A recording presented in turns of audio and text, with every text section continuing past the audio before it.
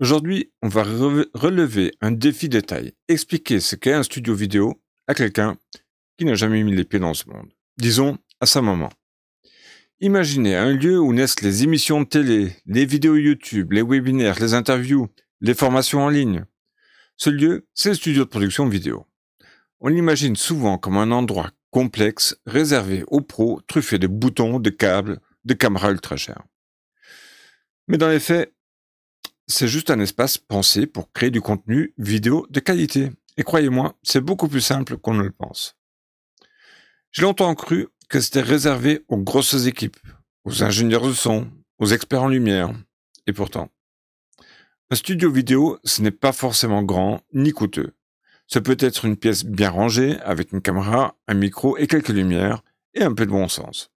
Pas besoin d'un diplôme d'ingénieur pour commencer. Le piège, c'est de penser qu'il faut tout savoir avant de se lancer. La vérité, c'est que l'on apprend en faisant. C'est ce que j'aurais aimé qu'on me dise au départ. L'essentiel, c'est de comprendre quelques principes de base. Comment cadrer, comment éclairer, comment faire un son propre.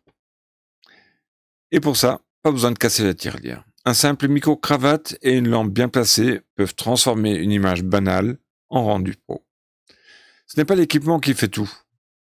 C'est la façon dont on l'utilise.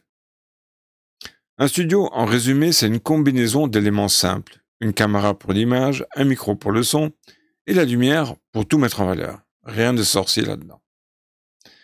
Les caméras fonctionnent comme des smartphones haut de gamme. Les micros captent les moindres détails de la voix.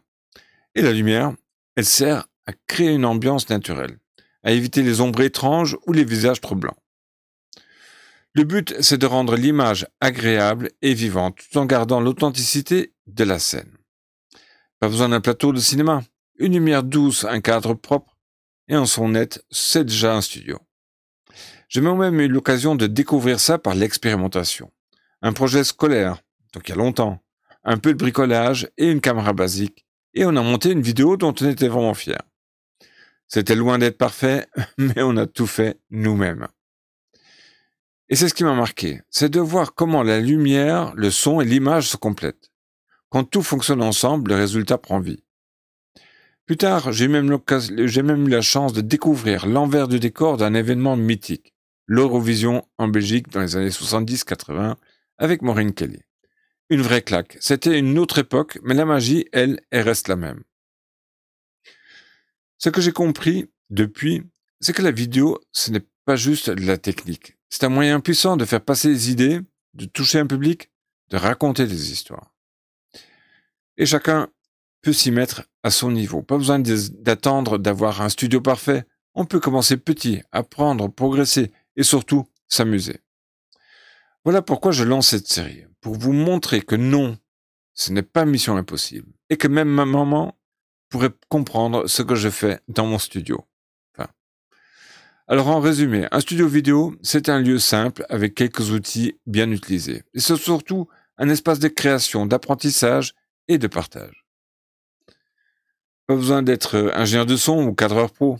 Il faut juste avoir envie de transmettre un message et de s'améliorer en cours de route.